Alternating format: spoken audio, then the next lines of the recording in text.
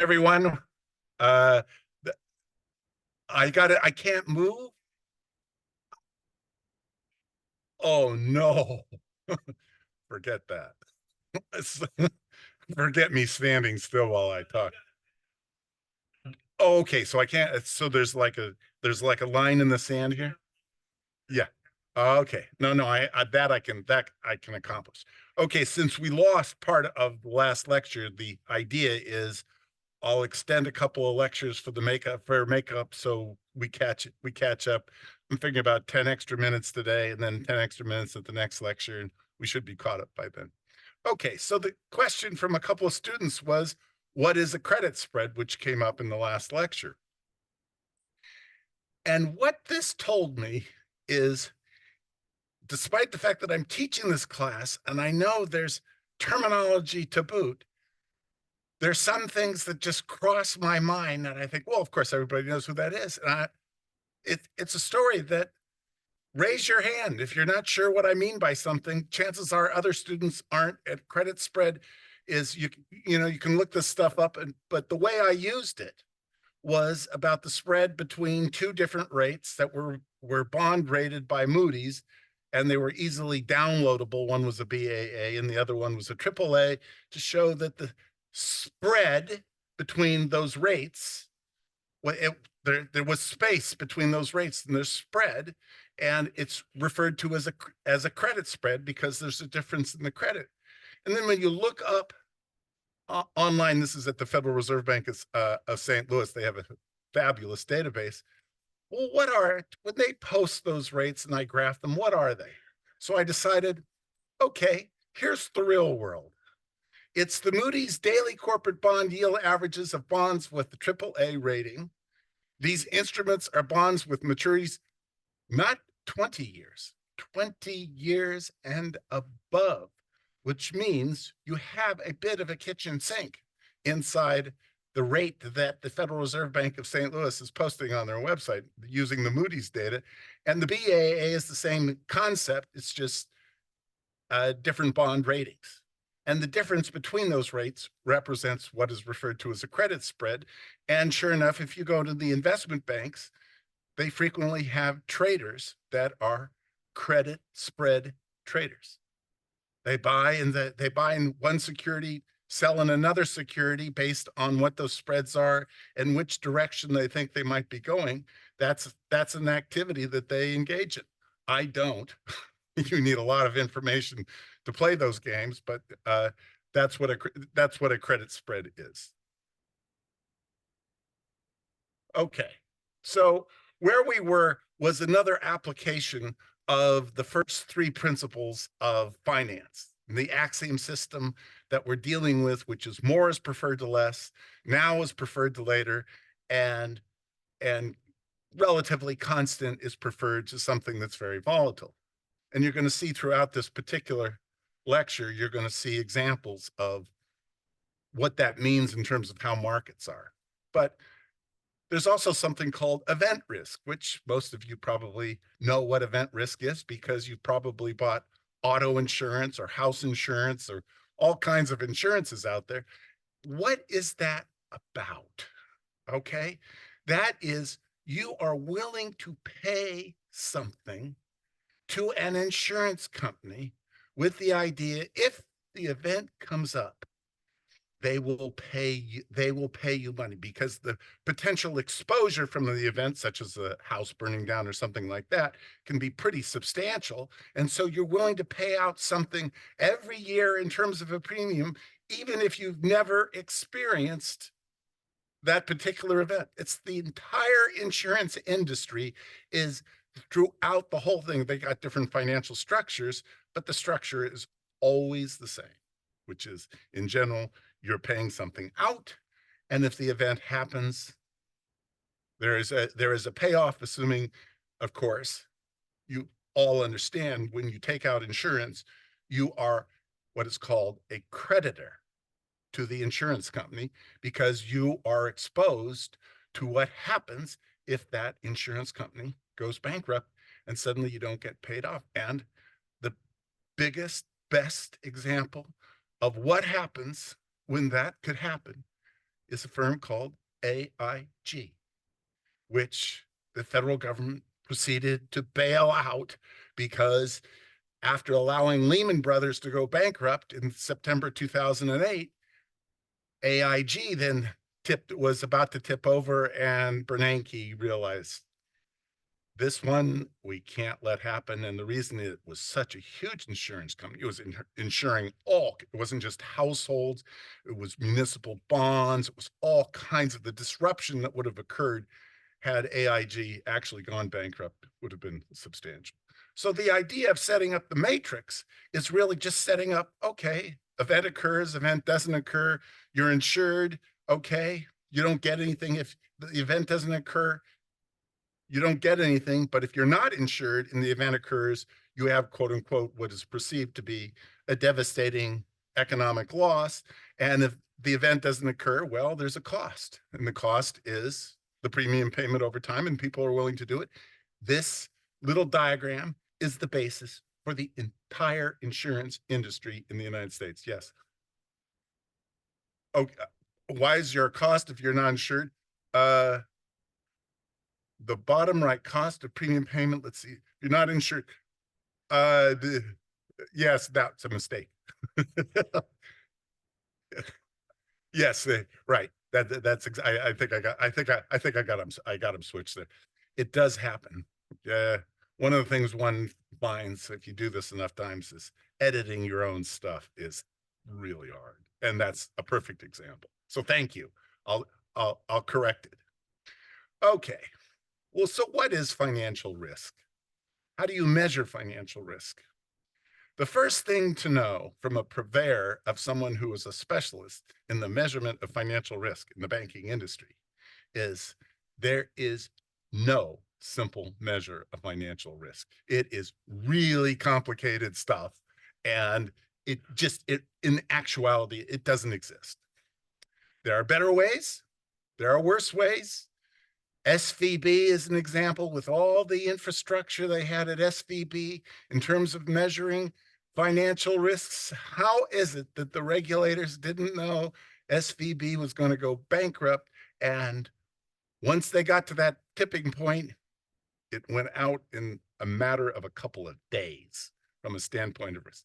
That is the nature of financial risk. It's extraordinarily complicated. So the way to think about this is risk comes in many forms. It's related to different financial markets. It's different to different kinds of financial instruments. You think about the dimensions of financial risk. Well, outcomes greater than expected with some probability. Happens, that kind of stuff happens all the time. Dimension two, outcomes worse than expected with some probability. What does that give you? That gives you a distribution of potential outcomes. And there's a great, in terms of how financial instruments and loans take place, there is a good deal of uncertainty. I mean, even when you buy a used car, there's a certain amount of uncertainty as to how good that car is. Well, car dealers now, they put a certificate on top of the used car to make you feel a little bit more comfortable that you're not going to drive it off the lot and the car is going to stop working.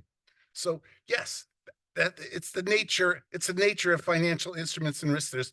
There are potential outcomes. There's a spread of potential outcomes.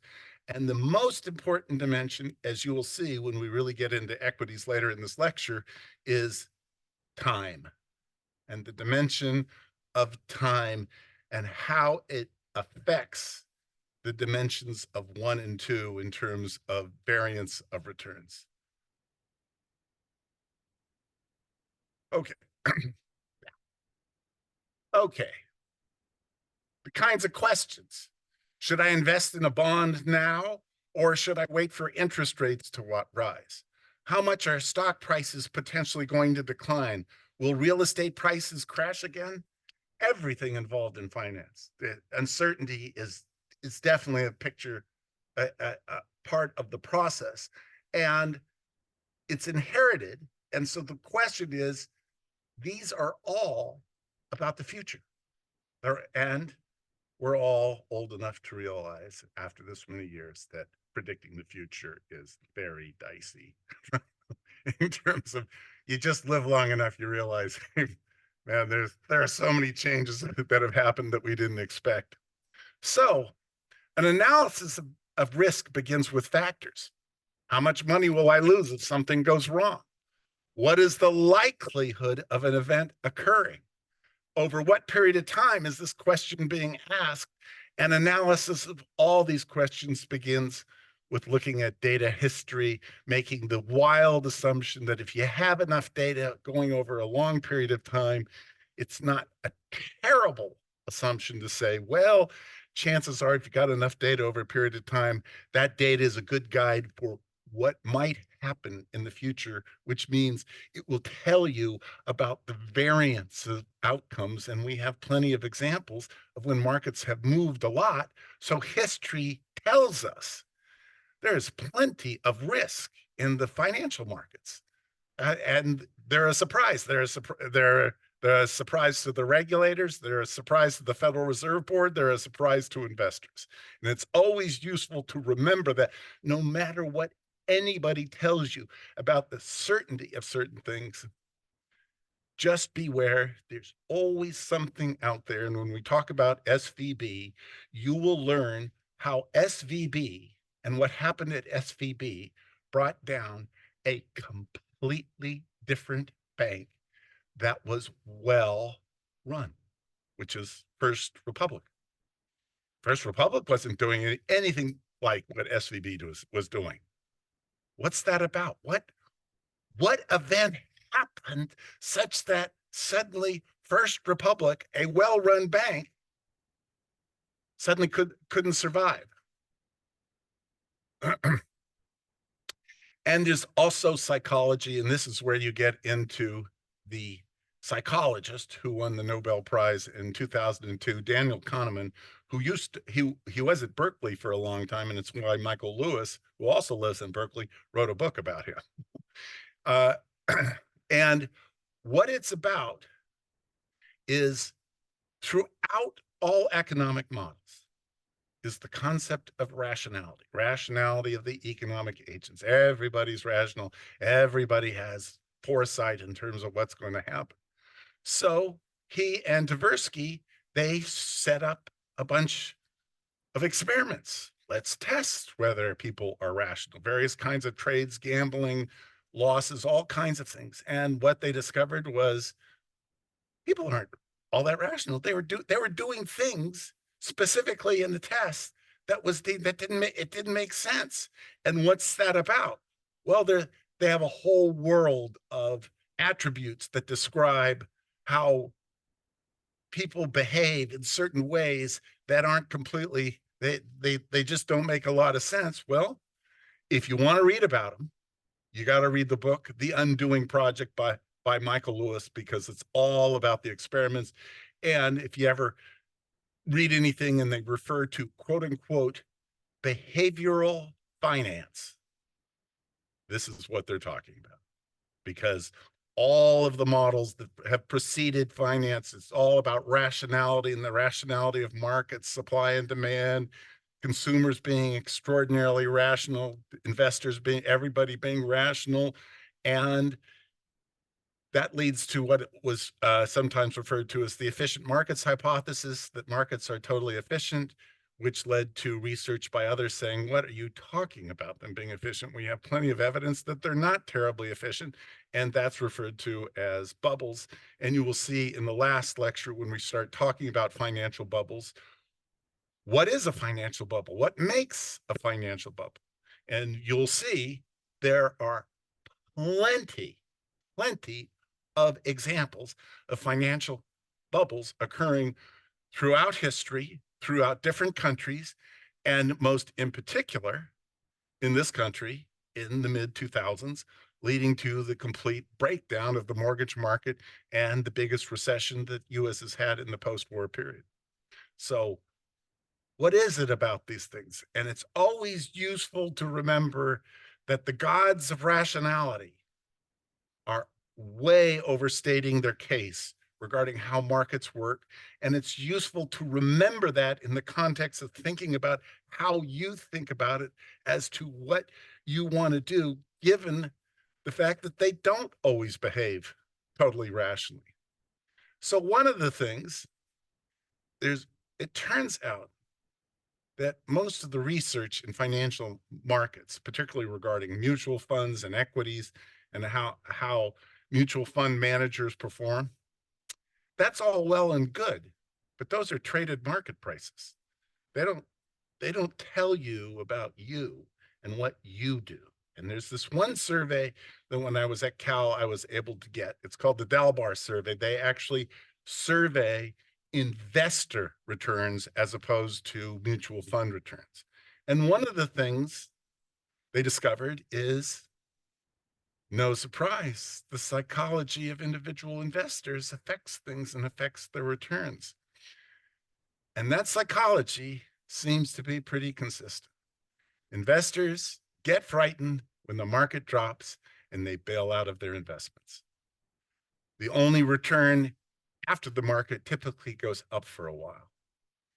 Well, if you look at market behavior and that's how you invest, over time, you're going to get lower than market returns because essentially what that means is if you look at how markets work when they go through a big down, well, they go down and eventually they come back up. Well, if you're selling after it's gone down a bunch, well, then you've lost some return. And if you're buying after they go up a bunch, you've lost some return. And over time, how much you underperform over time is dependent on just how scared you get and when market experiences sudden declines in value. There's no question about it. Value Line had a, a newsletter about, they did some analysis of people who buy these, theoretically, these long-term diversified investments in ETFs. And what they discovered was most investors only hold on to them for a short period of time, thereby conflicting with the whole principle of holding on to a diversified investment for a long period of time. And it's just useful to remember in terms of how you think about how this works.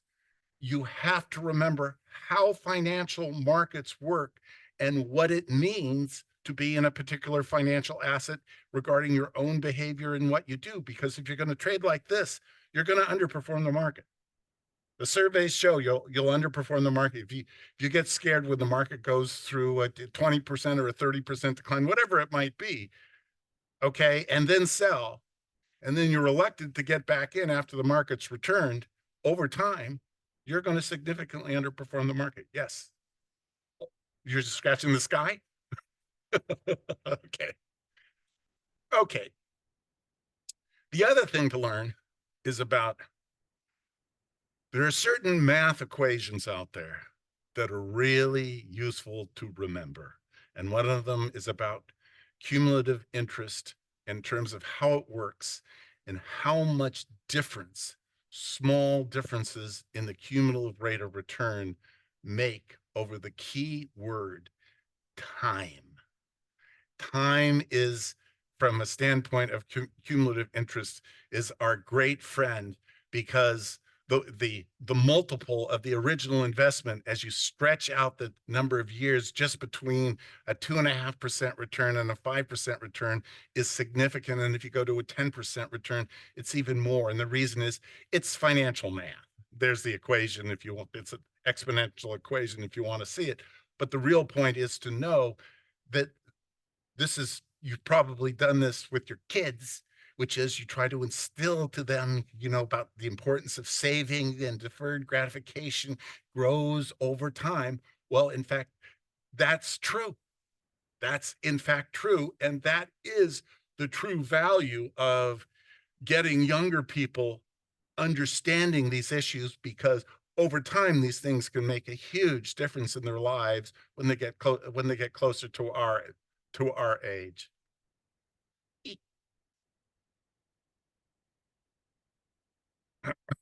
And one of the ways to do this is you just think in terms of doubling times and rates of return. So one of the things to do is to do a graph of the annual rate of return and the number of years, and you just ask the question, okay, if you have an annual rate of return of 5%, how long does it take to double what you have as a financial asset? Well, the calculation is pretty simple. It's 13 years. If you get a 2.5% return, it's 27 years. But if you get a 10% return, it's 6.9 years. Believe it or not, this particular graph has applications to what pre-pandemic occurred in China with the fast growth rates, which was they're trying to increase the standard of living by growing faster, increasing the income of its residents, over 1 billion people, and thereby getting doubling times that are much faster. And when you start getting into doubling times in a society that are less than the length of a generation, you are now talking about people that have lived through, potentially as a young person, in a very poor situation. And as they've gotten older, because of the society, the income in society going up, suddenly they're not living in the farms, in the rice paddies. They're living in an apartment building. Yeah, okay, the sky is filled with pollution and they can't breathe, but they're better off because they got a bed and a refrigerator and an apartment, and they're much happier. So these things, they integrate in a variety of ways in a society level, and they integrate also with young people and about rates of time, and why it is for young people, it's very important for them to have diversified portfolios to get a slightly higher rate of return, because the doubling time on those investments, because they see it. And you start talking about a doubling time of 7 years. That means your investment goes up 4 times in value in 14 years. It goes up 8 times in value in 28 years. And so cumulative interest and how it plays out is part of understanding the fundamentals of finance. Okay. Come on, come back. There we go. Okay. One of the things that I like to point out is there is this concept of, for anyone who's had courses in physics, about the difference between stock measures and flow measures. And for some reason in the world of finance, they gloss over this stuff, and they shouldn't, because the world of finance is mixed with different measures. So you think about net worth. That's a point in time. What are you worth today? That's a stock measure. Okay. What is your income? Oh, income is a flow. Income is a flow measure. That is not a measure of worth. In financial instrument valuation, they use values all the time. That's a stock measure. That's what can you get for it today versus the cash flows. Cash flows. This kind of stuff comes up all the time. And look at the next line. And this is really why I put it in there. Price, the price of stocks versus earnings. Just turn on any finance radio show and they'll talk about price earnings ratios. And the difference is the price is actually easily measured. It's some index of the stock market, however they want to do it.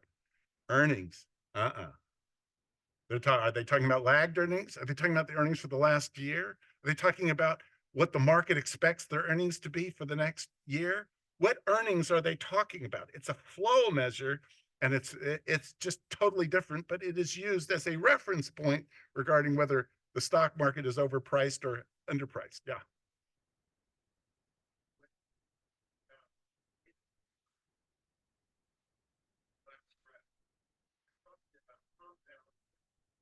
Yeah. Yeah.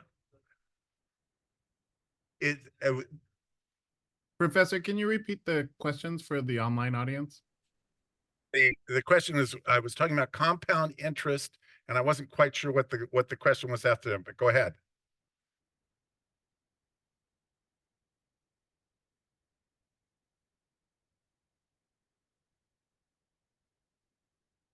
Uh, the real question is from a standpoint of compounding is talking about what you do with the gains in something and whether it's automatically reinvested. And then you calculate the rate of return on the investment, given that everything's been reinvested, as opposed to whether or not you pulled out the easiest and most complicated simultaneously example is the posting of what is the rate of return on a time deposit at a bank. Well, it depends whether or not have you elected to have the interest automatically reinvested in that time deposit, or have you elected to have the cash paid out, in which case the balance of the time deposit stays absolutely the same. But if you had taken the former one, the balance of the payout when the CD matures actually increases based on the rate of interest because of compounding. Yes, in terms of all of these things in the terminology that you need to understand in a specific example, how are they applying it? And you will see when we get into stock market returns, I'm applying it in a very specific way that's very useful, because as soon as you go over time, exceeding over 1 year, you have to decide, do you want to compare things on an annual average rate of return, or do you want to compare things on what a gross return is over some period of time? You'll see how that plays out. Yes.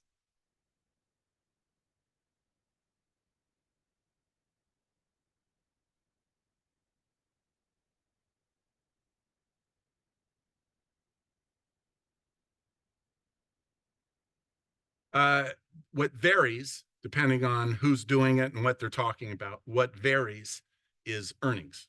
Price is usually the current price. At today's price, the price earnings ratio, what you don't know is it, unless they're really knowledgeable about the nuances, this price versus lagged earnings, price versus expected earnings, those are different. Yeah.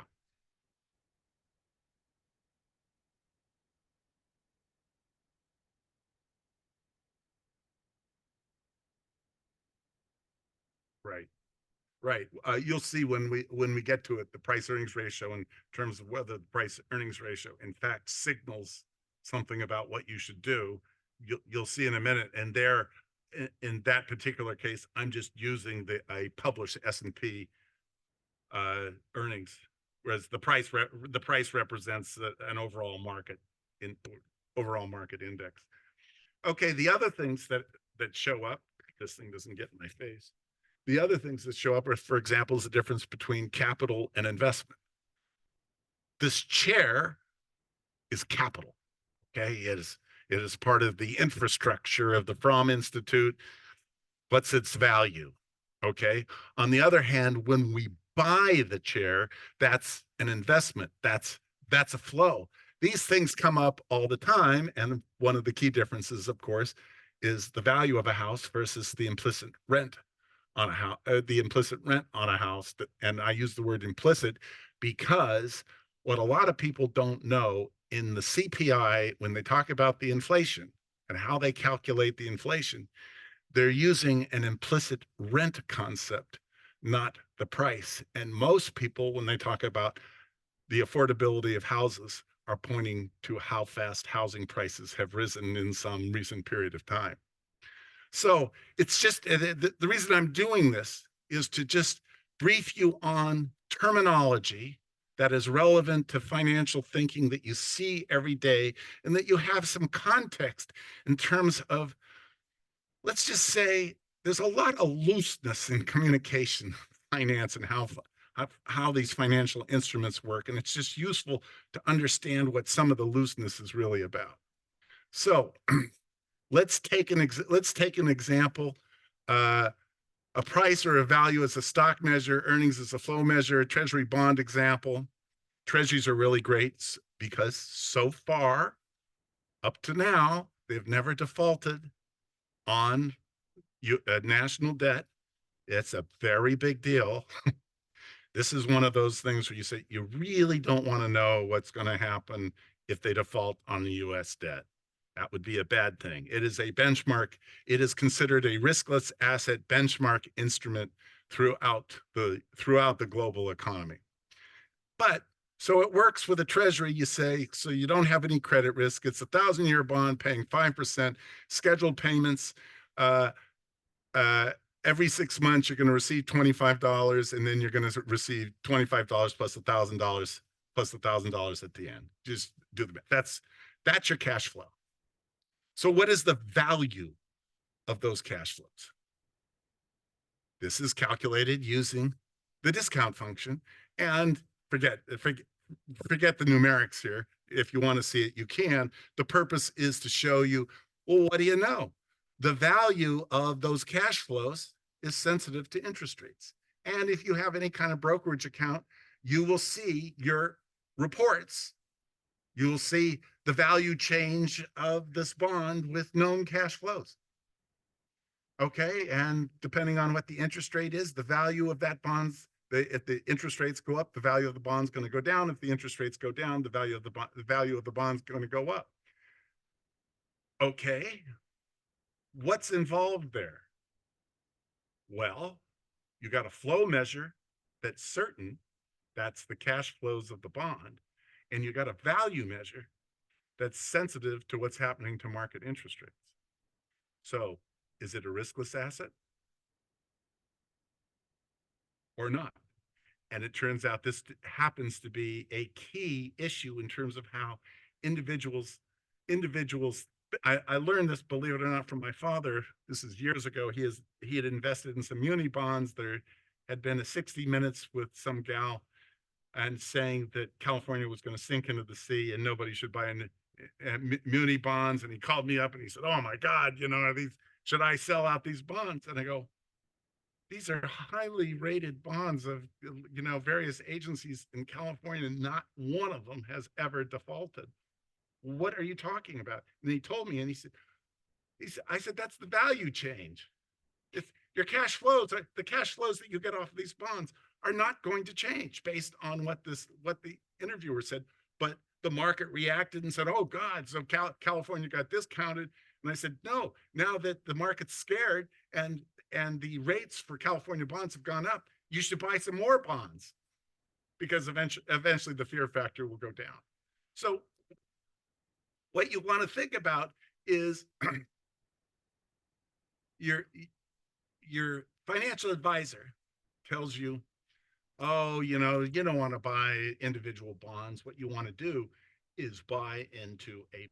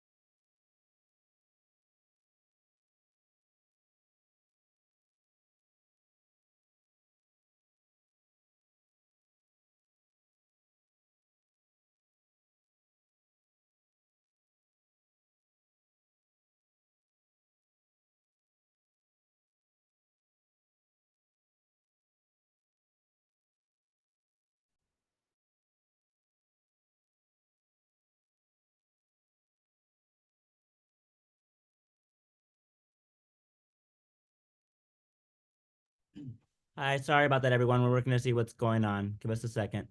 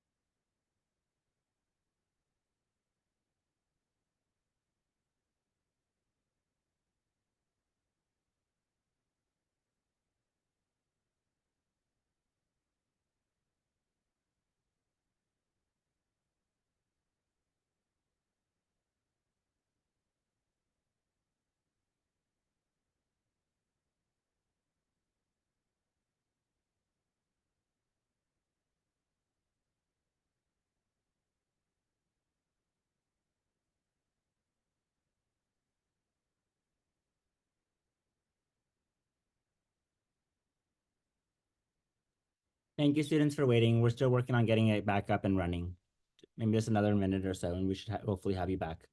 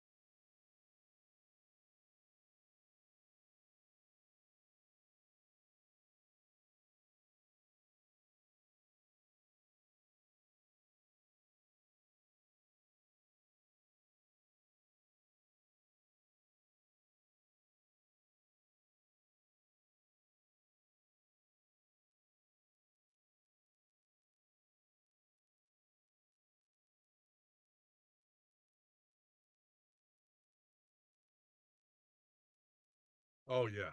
Absolutely.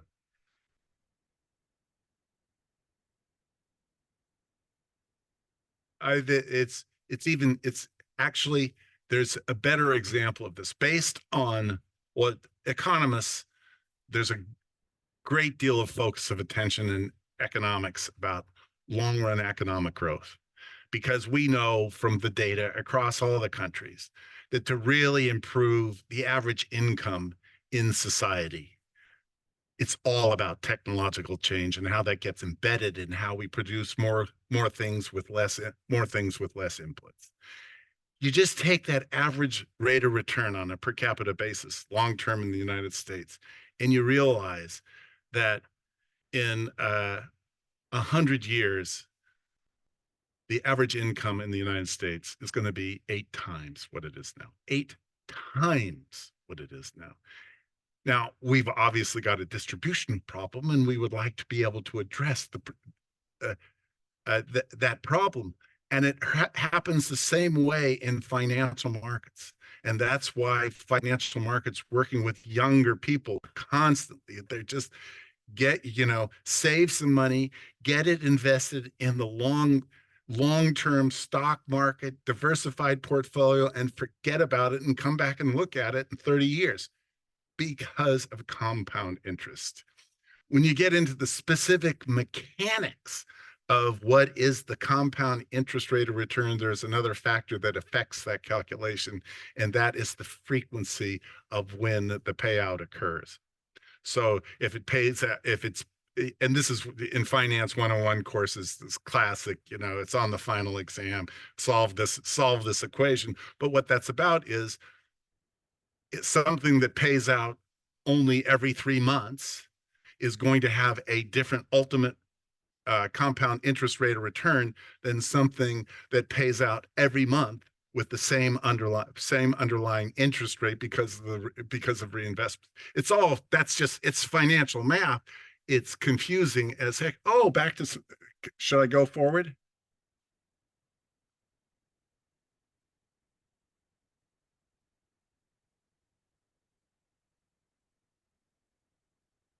See, one of the reasons I like doing this class in person, because I can see hands. Yeah, it's much better. Okay. The clicker.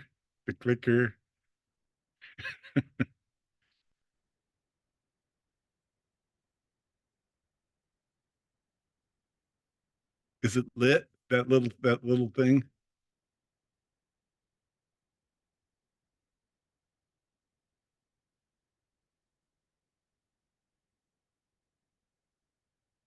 The what?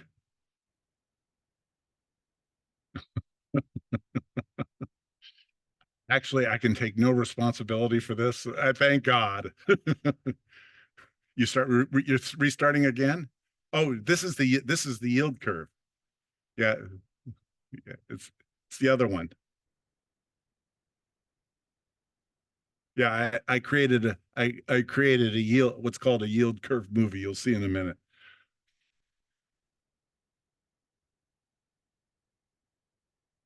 That's the yield curve.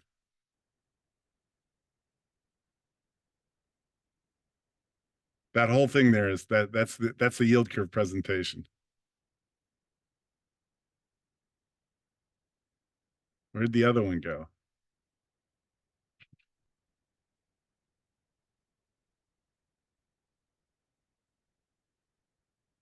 There it is.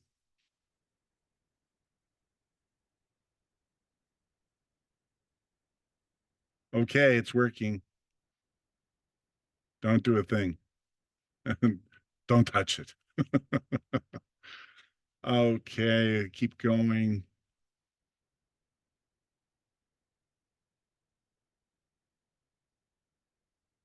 There we go. The discounting function. We did this. We did this. Okay. Mortgage and insurance. In a prior class, a student asked about insurance companies not issuing new fire insurance. Some of you may have heard about fire insurance impacting obtaining a mortgage. And I called a friend who's in the industry to find out exactly how is this really working. And what she said was, if you're taking out a new loan and you can't get fire insurance, you can't get the loan. That's how that market works. And why? Because then the insurance company is at risk for a devastating event. Underwriting standards prevent it, but not all insurance companies actually have pulled out. But one of the things that has happened, you may have noticed if your insurance rates have been reset, the insurance costs have gone up. Okay, so this is the mutual fund that invests in treasury bonds. This is the closing price. I pulled this off of Yahoo Finance a bit ago, in September. I'm just reporting what Yahoo reports as the finance. And this is the point. You put your money into a bond fund and you take money out of the bond fund, you are subject to the price risk associated with the valuation of those bonds changing. Whereas if you just had it in your and holding onto it yourself, well, and you're not going to trade the bonds, then why should you care about value sensitivity? And that's why it gets down to, what do you care about? Okay, and so this is the alternative strategy of what's called buying a ladder. And what buying a ladder and managing it yourself, I mean, there's some mechanics associated with how you do this and how you set it up, et cetera, et cetera. But the reality is, okay, I've set this up. I'm getting a weighted average. If you do this over time, you're going to get a weighted average interest rate of whatever it, whenever you invest. You don't control that. And if you do a calculation on what's the value of those bonds, you're going to see fluctuations in value. And the question is, do you care and should you care? Nobody can tell you how to feel about this, but if you don't care, it gives you a way to manage that particular kind of risk and do it in a way that's relatively efficient. So what that is an illustration about the difference between different kinds of risk. In one case, you potentially have value risk. In the other case, you're managing cash flow risk because you're buying treasury bonds. And as best as we know, there is not cash flow risk. They are going to pay interest on time. They always pay interest on time, and they're going to give you your investment back at the maturity of the bond. And this is one of the reasons why those bonds are so highly traded and are critical function to the overall functioning of financial markets in the United States. Okay, and what it also tells you is about the use of discounting and when it applies. Because when they put it in the financial report, okay, and said, oh, you bought this $1,000 bond, you bought it last month, and now it's now only worth $800 because interest rates have gone up a lot, and we're discounting it at a higher interest rate, and it was paying at a lower interest rate, so it's now a discount. That's financial math. Okay, it's absolutely sensitive to the yield curve, and in the case of a treasury bond, they're known with certainty, but the value isn't, and it tells you that in financial markets in general, there is this inherent structural issue associated with measures of value, stock measures, and measures of flow. Depending on how you choose to be on that particular difference is a personal decision. Nobody can tell you that you are wrong choosing one way or the other. And the purpose of this course is to let you know you do have a choice, and it comes with implications. Yeah. Discounting is preferred to later. So you take a bond and you're going to get interest in 6 months, interest in 1 year, interest in 18 months, and so forth until the bond matures. Okay. You're not getting that cash now. So if you want to value it, you're going to discount it. You're going to say, oh, that the cash I'm getting in 6 months isn't worth as much as it is today. And the cash I'm getting in 12 months isn't worth as much as the cash I'm getting in 6 months. That's discounting. Okay. And when you you sum up, there's, it's a mathematical formula, but when you sum up, you get a value. And what you find is, as I raise interest rates, when I do that calculation, the value of the bond goes down. No, there's no change in risk. This is a treasury bond. It's just straight out what's the level of interest rates, which we're going to see. We don't control that either. Okay, wait a minute. Who's first? You were first.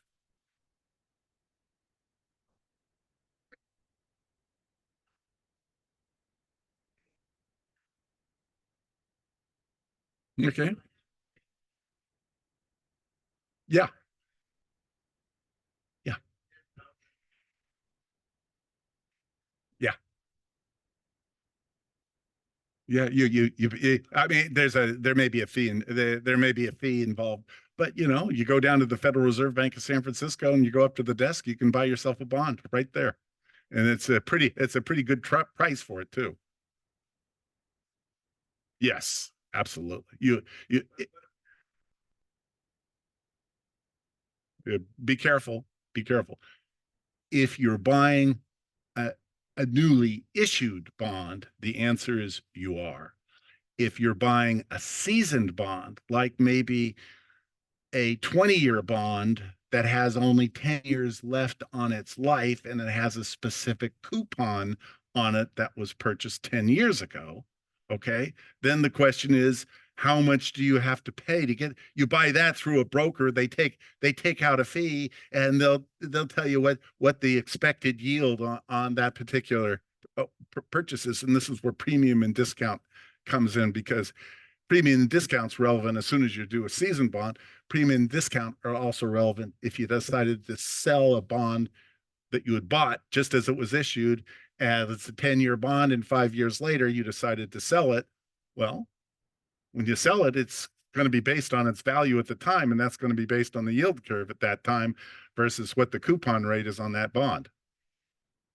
It's with Excel or an understanding the financial math, it's fairly easy to calculate that stuff. Yes.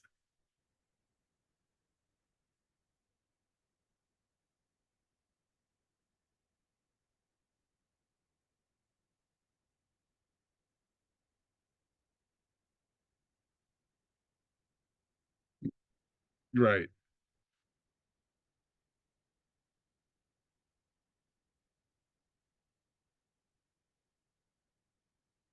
Yeah, well, that's an example where there is no intermediate cash flow. So buying a 3-month treasury security, okay, Professor, you're buying it at this. The students online are asking for the questions to be repeated.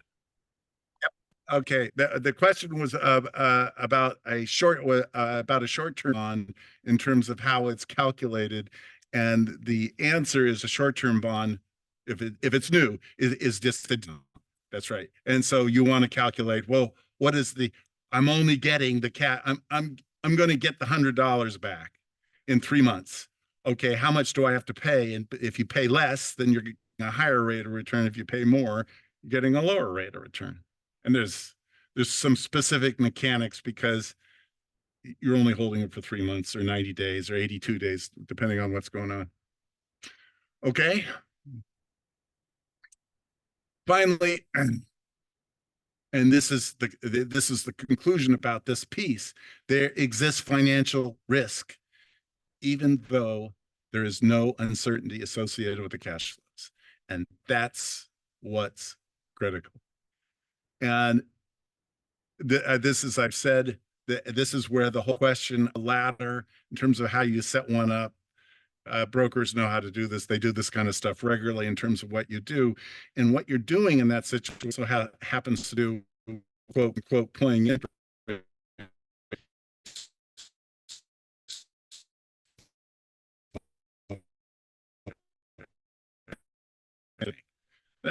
We don't know that.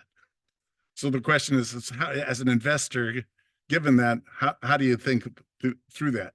And so what it says is, as soon as you go off treasuries and buy bonds that aren't treasuries, the key risk changes. The key risk now becomes default risk. What is the risk of not getting your principal back? Because companies, they go into default. And when they go into default, they don't pay off their bond investors. Maybe years later, there's some settlement of some form. But this is the whole basis for the entire rating systems by Moody's, S&P, and Fitch. And why they do it is because there's no way individual investors can know what the potential risks of the bonds. So they've standardized this communication regarding how they assess risks. And during the meltdown of 2007, they were caught not really being able to do their jobs very well. They were saying things were very low risk, and they turned out to be extraordinarily high risk. And this raises the next question, which is, what about stocks and equities? And that's a perfect time to take a 5-minute, 10-minute, what do you guys want? 5-minute? 5-minute break. Just, okay. And the thing to be thinking about is we have market expectations of future earnings. That's the basis for the pricing of all stocks in a marketplace. It's based on what the market thinks are going to be their earnings, and market what are called equity discount rates. These are not interest rates. These are what the market is discounting those future earning streams based on what the market is deciding is the potential risk to the earning stream. And just beware, we don't have a measure of those equity discount rates. We can see the variance of suddenly the market getting scared and those discount rates going way up because they've changed their mind about what's going to happen over the course of the next 6 months, leading to a great deal of volatility. But it's useful to know that's what the market is. That's what it does.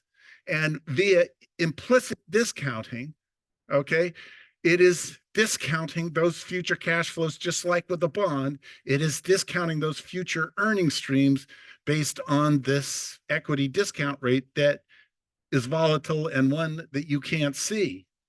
And this relationship is sometimes summarized as a price earnings ratio, where the price is observable and earnings are model based. And there's past algorithms, and lots of people think you can look at the price earnings ratio and you can make short-term trading decisions based on the price earnings ratio. And I'm going to show you why that's not true. So where does it come from? Okay, I'm going to do a little bit of math. You do not have to, you don't have to copy the math, but the underlying math really goes like this.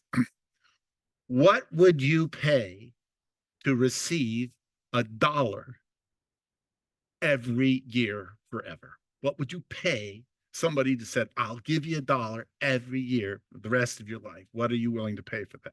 Okay, your heirs or beneficiary receives what you leave behind. To answer the question, you have to have the discounts forever. And if the discount rate is constant, which is a simplifying decision, of course, you can come up with a value equation. We teach this in Finance 101 courses, converting how do you get future cash flows to a price. This is the same way with earnings. And it turns out, gee whiz, at R, the value of 20 and a price earnings ratio of 20 and the value of R. Okay, so you can look at the stuff and set up the mechanics, but the real point is the price earnings ratio is extraordinarily sensitive to what the expectations of future earnings are, what the growth rate is. And it's also sensitive to how the market is evaluating risk. Now, I've been in this world for quite a long time. I can only tell you about how it's changing its view of risk, but I can't tell you necessarily what that number is. Forget it. A lot of people claim to say they can, but they really can't. And what it says is stock prices are sensitive to interest rates. Higher interest rates lead to lower stock prices. Lower stock prices lead to higher, lower interest rates lead to higher stock prices, but we're not done yet, because the reality is earnings are growing. In a growing economy, earnings are growing. And it turns out that little equation there at the bottom, you can do it on the back of a napkin in terms of what it means. It means the value calculation is extraordinarily sensitive to this number, which is the growth rate of earnings, and the difference between this number, which is the interest rate or the discount rate that you're using, and the growth rate of earnings.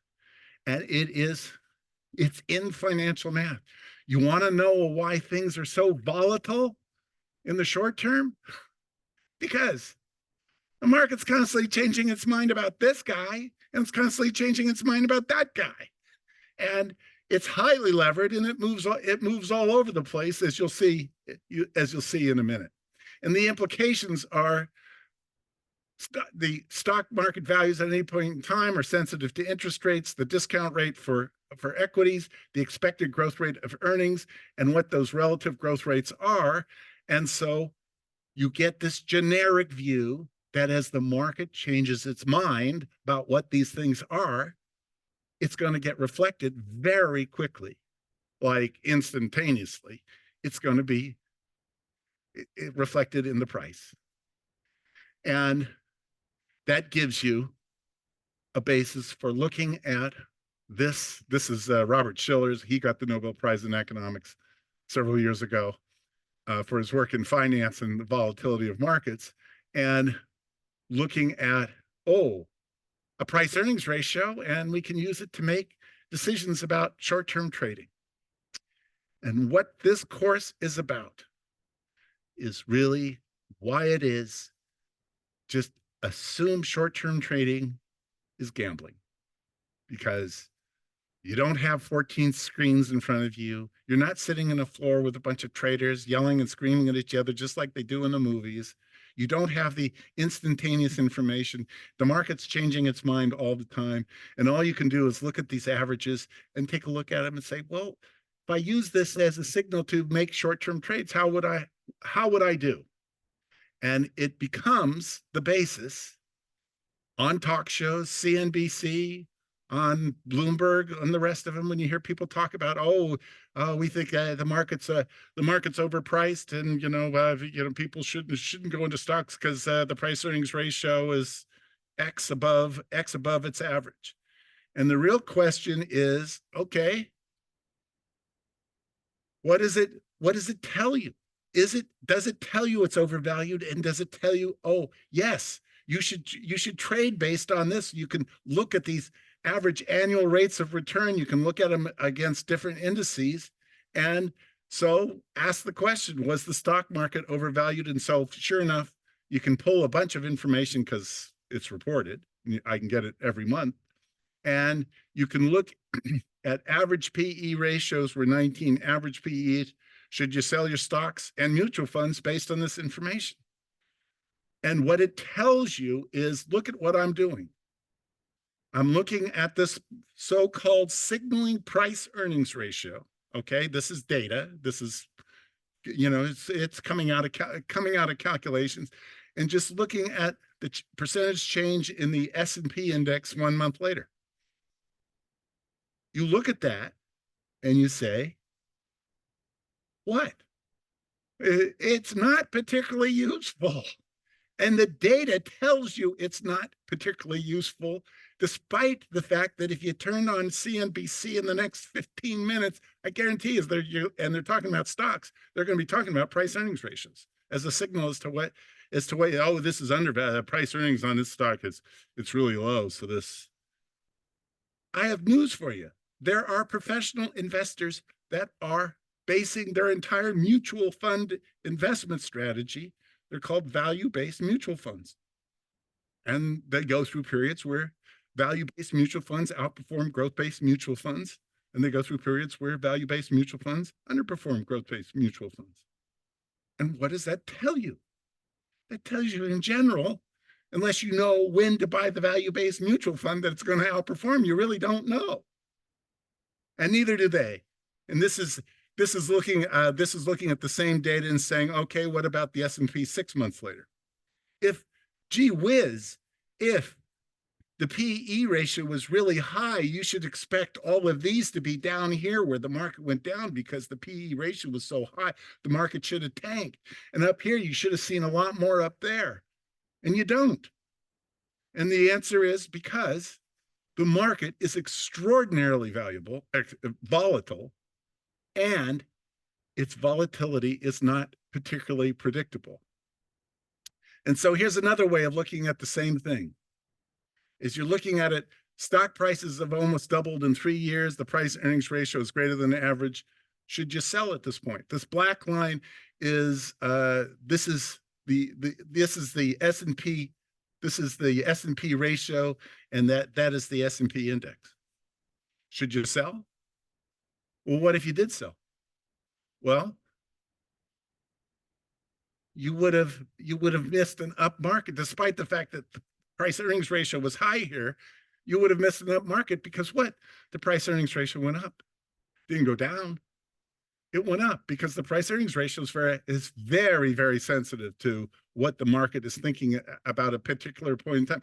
Okay, so in 6 years, stock having increased in this particular period of time, 292%, the PE stock index is way above average. Should you sell now? Maybe it's a signal. Maybe the market's overvalued. Oh, whoops. And that's the point, which is thinking about the market in the short term. If this thing was working so well, how come it didn't work in here? Okay, what about again? You just do it again. And was the price earnings ratio going to tell you about the tanking of the market during?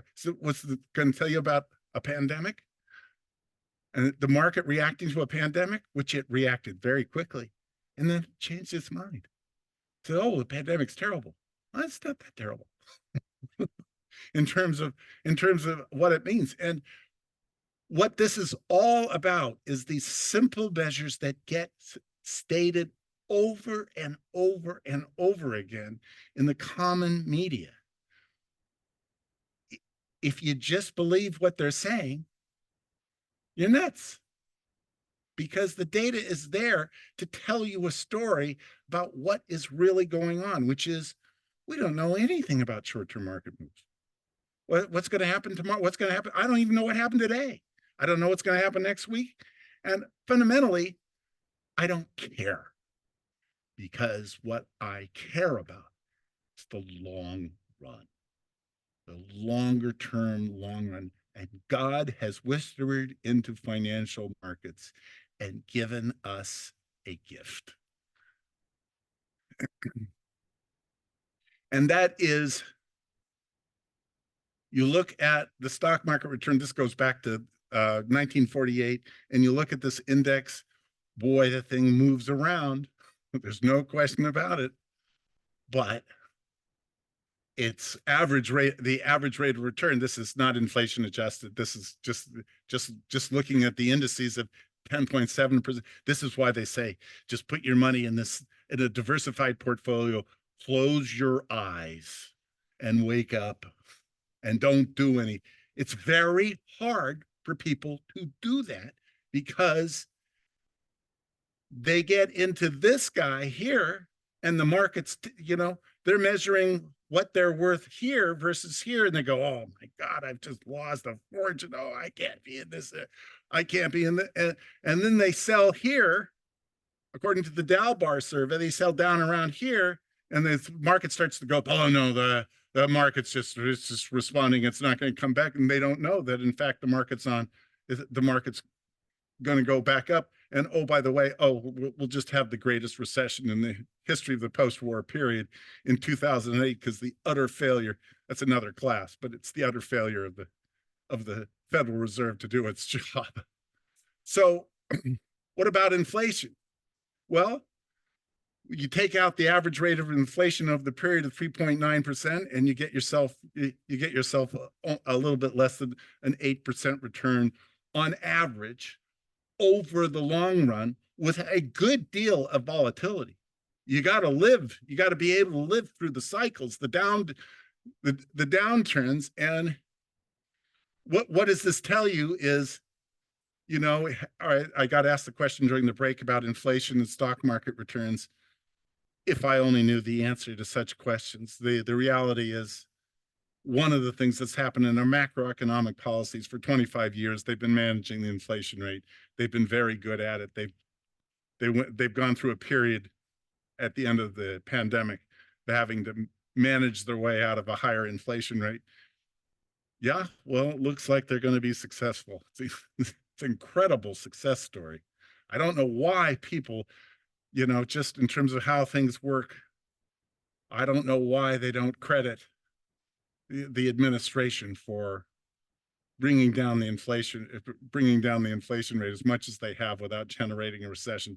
But that will be part of macroeconomics graduate school courses probably for the rest of my life. They'll be this is how did this happen? How did they get a 10% inflation rate down to 3% without generating a recession, keeping the unemployment rate below 4%? Almost unheard of in the post-war period. Almost unheard of. And it is the story, just so you know what one economist thinks. This is the effects of a pandemic playing out in very complicated ways, in a very complicated economy, in ways you cannot predict. And one of them is how labor markets have responded, remote work, how all of the stuff is playing out in numerous ways, all of which allowed them to drain inflation out of the system without generating a recession. And it looks like they're going to succeed. From a standpoint of market returns over time, you can look at this and you just say, okay, the average real rate of return is 6.5% above inflation. Fair enough, but I'm going to use the nominal rate of returns going forward to show you. Professor? Yes. I'm is there sorry. a question? Yes, a student asks, why don't more people take the Jack Bogle philosophy advocating a simple, cost-efficient, and diversified investment approach that strives to mirror the market's returns over the long term? Why don't they? Because they haven't taken this course, of course. Actually, I'm not really trying to be facetious. I don't know why people don't do that. I don't know that they know this. I don't know if they've ever heard of what's called the equity premium puzzle, which you'll see in a minute. But first, we got to remember logarithms. Remember how you hated logarithms when you had the sticks and doing stuff? Yeah, they don't have those slide rulers and logarithms anymore. But logarithms are a great way to take that black index up there of stock market returns and just take the log of the numbers and look at an average annual rate of return as indicated by the slope of the red line to say, 48, I was born in 53, to here, yes. But are there instances where the market has gone way up? Are there instances where it's dropped a lot? Absolutely. Absolutely. That is part of life. That is part of financial markets. But this long run comes with implications. And the real point to the questioner really is people don't understand this. They don't understand the distinction between the long run and the short run, even when people tell them about it. Because why?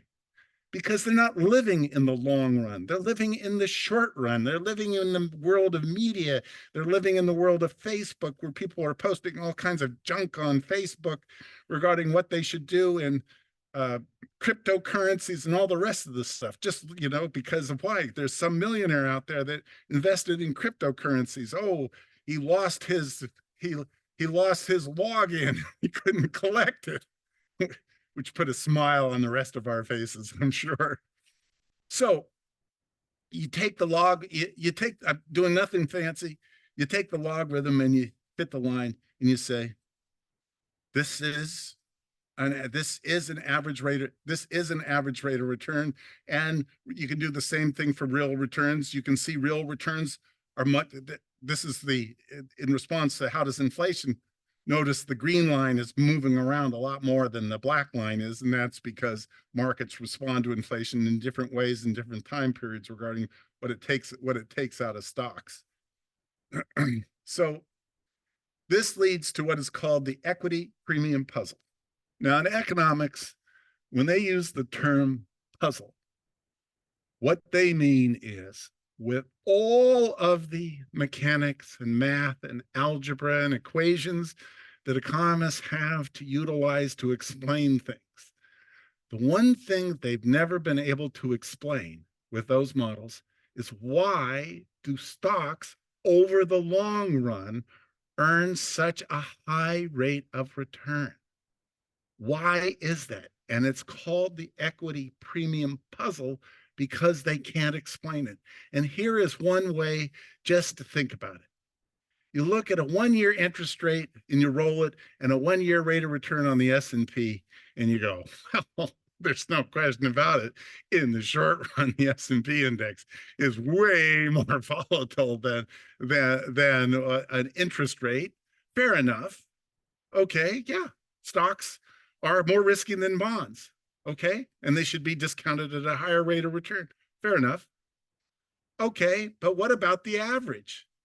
And you just do the calculation over 76 years of data and you get a significant premium of, in this particular case, about 5.8% cumulative rate of return over a long run period.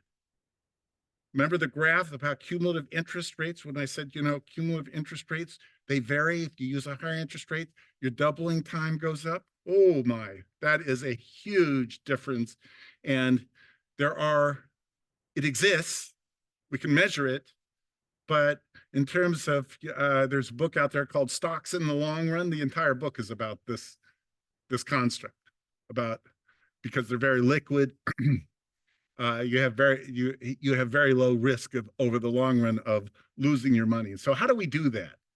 Well, one of the things is, suppose my parents had invested $1,000 in 1953 when I was born, and in a broad-based mutual funds, what would that result have been against treasury bonds? Remember, we're just closing our eyes.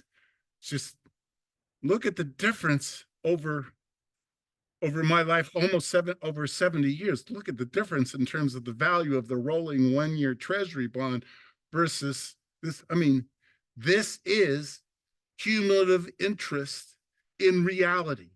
This is the payoff for playing the long game because of the difference of cumulative interest rates over the long run versus interest rates over the short term. Needless to say, they didn't do this, and that's one of the reasons I'm still lecturing in the Fromm program. So what it says is, and people gloss over this, and they shouldn't, time matters, and time matters a lot. You ask yourself the following: what is the probability that you will have a minor car accident today? And the answer is a little. What is the probability that you will have a minor car accident sometime in the next 10 years? It's much higher. It's much higher. And the point is, the answers are not the same because of the way how things work out in the real world. Well, the risk of investing in stocks is no different. Time horizon for even thinking about equity investments, unless somebody whispers in your ear, like my son told me to buy Google, and I said, I don't get it. How much money could they make from advertising? Shows you what I know. Matters for evaluating the decision and how much to invest in the stock market. So let's do this calculation. For all these observations that I've collected, okay, I can compute a percentage change over different periods of time, just stringing along for what would be the 1 month if I about 1 month here and then 1 month here and 1 month here. What would that look like? What if I did 3 months, 6 months, 1 year, so forth. So I can create a diagram that tells us what is the variance, what is the difference of these returns over what are called holding periods. And the returns of, I'm only going to use the S&P 500. You can do this for any index. It doesn't really matter. You're going to get the same kind of answers. And you just do, what are the percentage of the outcomes? And what this says is, gee whiz, for reinvested differences for 1 month, I got quite a spread. Occasionally it goes down in a 1 month period, goes down quite a lot, or It could go up quite a lot. Okay, I'm going to turn this, just rotate it 90 degrees and put it on its side. It's the same diagram. And okay, now I'm looking at gains and losses for 6-month returns, but something's changed. This guy has changed. This is what it was for 1-month returns. This is what happened with 6-month returns. It's stretched out. The variance over a 6-month period has gotten far, far longer. Okay. Then you do it for 1-year returns. Same kind of things. Look at how much money you can lose in a year, potentially. Occasionally, it's going to, this is in this area, this is where people get scared. There's no question about it. Of course they get scared. They got a 401k and it goes down by a third. You better believe people get scared. And they frequently potentially do the wrong thing. Here are the 5-year returns, and looking at them, and suddenly something's changing. It's this lower number. It's not as bad, but the reference axis has changed again. I'm going to put these together to show you that the range of gains and losses, it turns out this guy here, you see how it's not as far down as that guy? Well, it turns out that means something. And it means something because we can do this. I can plot the whole thing because, you can do anything in Excel, right? And you can plot the worst returns, the best returns, the average returns, and you get yourself a colorful diagram that says, hey, what do you know? Now you'll notice this guy here, the worst returns they're not getting worse. The best returns are getting better. And in fact, what you have there with the dots in the middle, you got the average. You got the average rate of return, which is the 10.7%, 7% number. Well, let's extend it for 30 years. You see this part here? This is about stocks in the long run. You're telling me if I've held stocks for 30 years, there's no instance in the data of an S&P 500, there's no instance when I've lost? If my holding period is 30 years. Now, understand that I don't have as many observations in 30 years because it's just the 30 years is 360 months of observation. And now I'm going to do something that converts the whole thing into something that is what it's really about. As soon as you go over 12 months to start thinking about returns, you really got to convert it to an annual rate of return, because otherwise it's just time playing out through an interest rate variable, and it confuses. So we're going to do that. And that is the diagram. And this is the diagram that describes what stock market returns. You get this big variance up to 12 months, and then just from a standpoint of how the market's performed and how average rates of return. Remember, you're taking it over 30 years and you're computing, okay, what is the average rate of return consistent with that return? This is the basis for the book, Stocks in the Long Run. And this is the basis that says the following: stock market returns in the long run are referred to as a mean reverting process. Why is the big question. The why. I'm not here to answer the why. I'm here to tell you what the story is of the data, that there's enormous variance here in the short term in stocks. I know nothing about short-term trading anymore.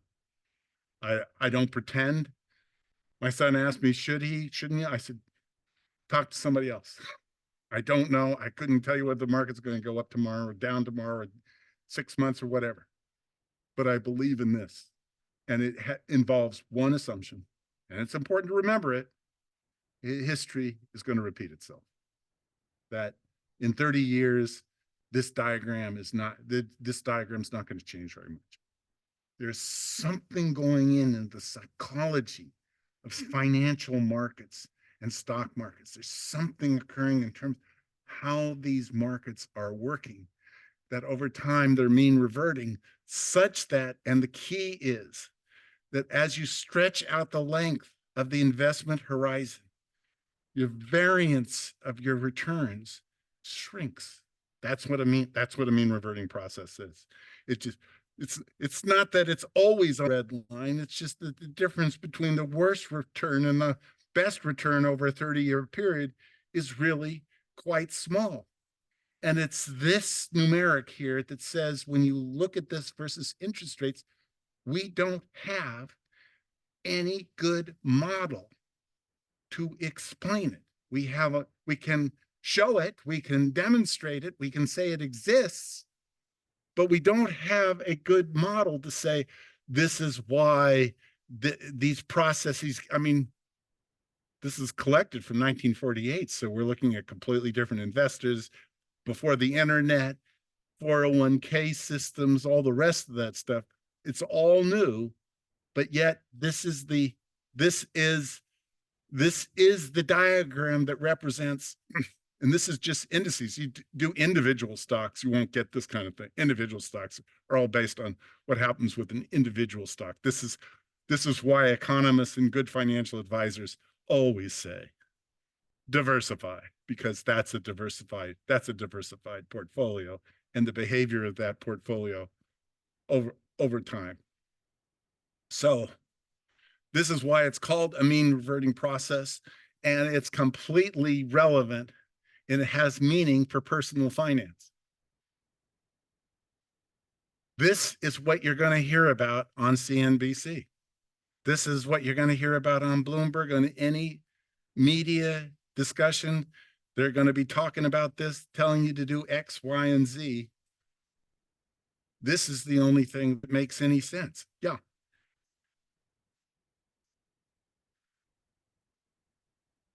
It's a good point, because the reality, if you bought an I mean, you need to understand, you don't get the S&P index. You get a fund that maybe it's an EITF, okay? It's exchange traded fund, and they take out a haircut for that, but it's like, the last time I looked, it's about 20 basis points for most EITFs. You're much more at risk buying and selling the EITF, thinking that you can playing the market in the short term. Yeah. This is pretty, I mean, this is an entire market of data. Robert Schiller has posted a database on his website, and he updates it every month. It gives you S&P returns by month for beginning in 1881. Yeah.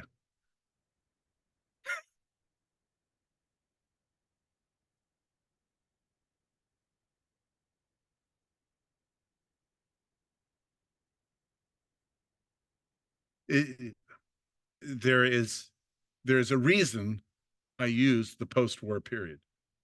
Okay, absolutely. If you look at it, it was just a different structure. I mean, it was pre-financial regulation. The leveraging that was occurring and that contributed to the stock market decline in 1929 was huge. Okay, there happened to be a little war in there that affected things. And so as a rule, I've just used the post-war returns, figuring that that's good enough. That's good. And could it change? That's the assumption. The assumption is, when I give this class in 10 years, I'm going to get the same picture updating the graph 10 years. I've been using this, just so you know, I've been using this probably for over 10. It's been updated, but I've been using it for 10 years and pretty much getting the same results. It's really, really quite amazing how little the average rate of return in stocks has changed in the last 10 years when you use all that data, because it's all dominated by the long-term trends and underlying equity returns. Okay. Ooh. Come on.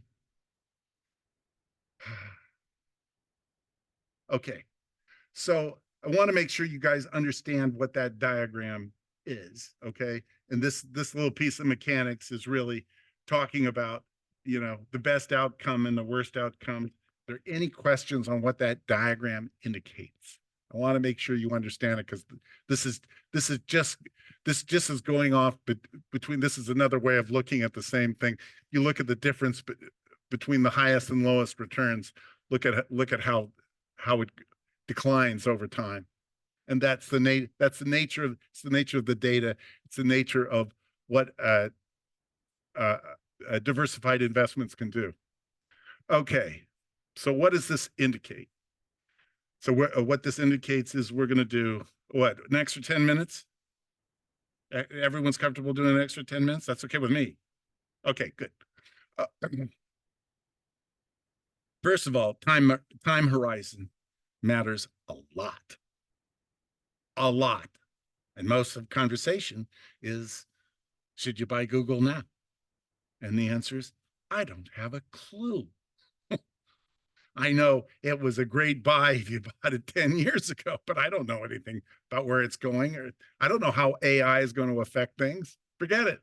But I know a diversified portfolio, and I feel highly confident that a diversified portfolio over that lengthy time frame is likely to make somewhere close to that average rate of return. And what it means is, as you get older, and your time horizon for how long you're going to hold an investment shortens just by the nature of how we age. By definition, going back in time, you're sliding this way. As we get older, you're sliding backwards into greater and greater volatility. And how you feel about that what leads various investors to say, oh, as you get older, you should put a higher proportion of your financial assets into bonds because they're not as risky. Yes.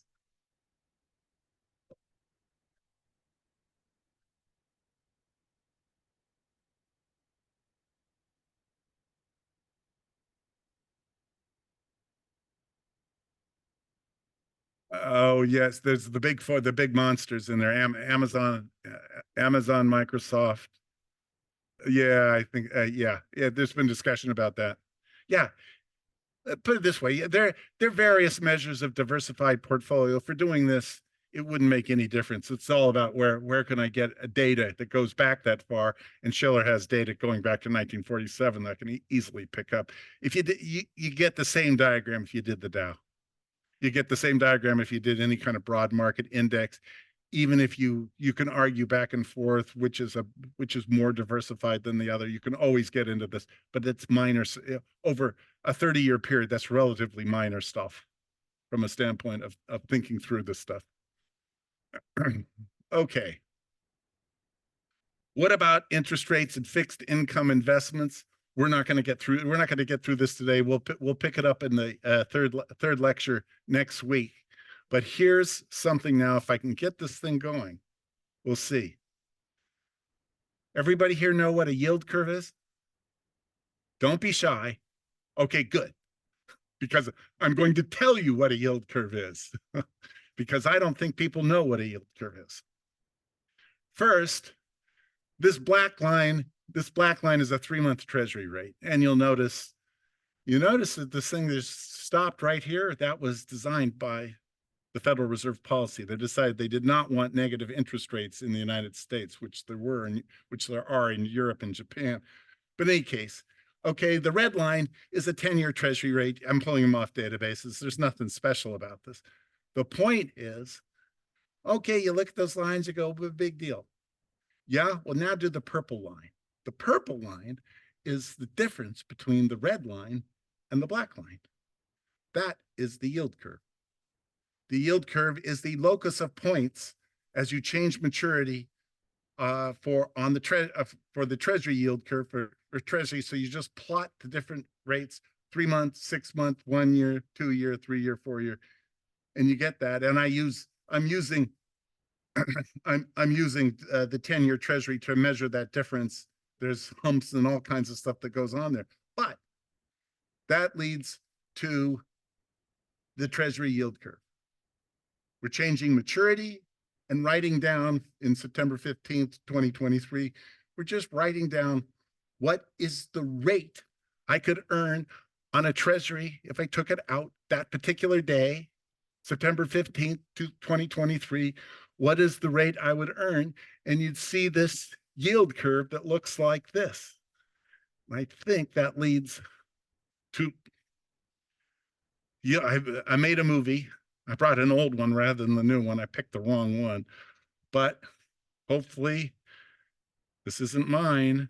So how do I pull it up? Let's see. Uh-oh. Wait a minute.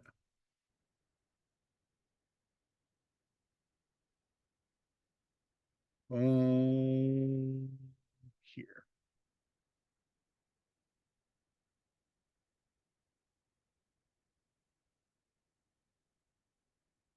Come on up. Oh, that didn't do it.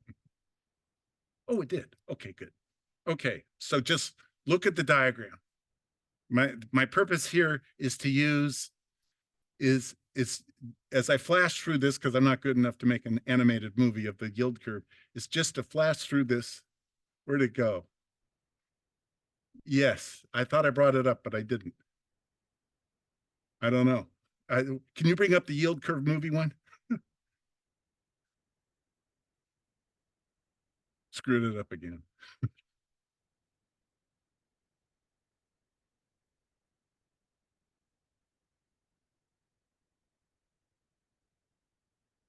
Yes, that one. You're the man. Okay, just watch this.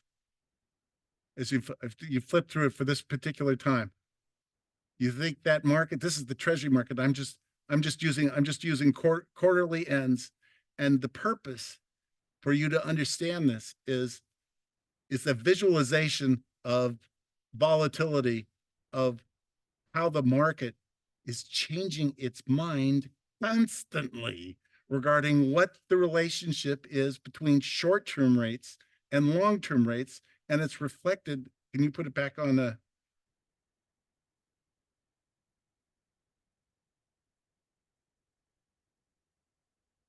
Okay, just, this is just so you know, a trader. I used to work out with what's called a Govy trader at ABN AMRO. Okay, he had a BA education.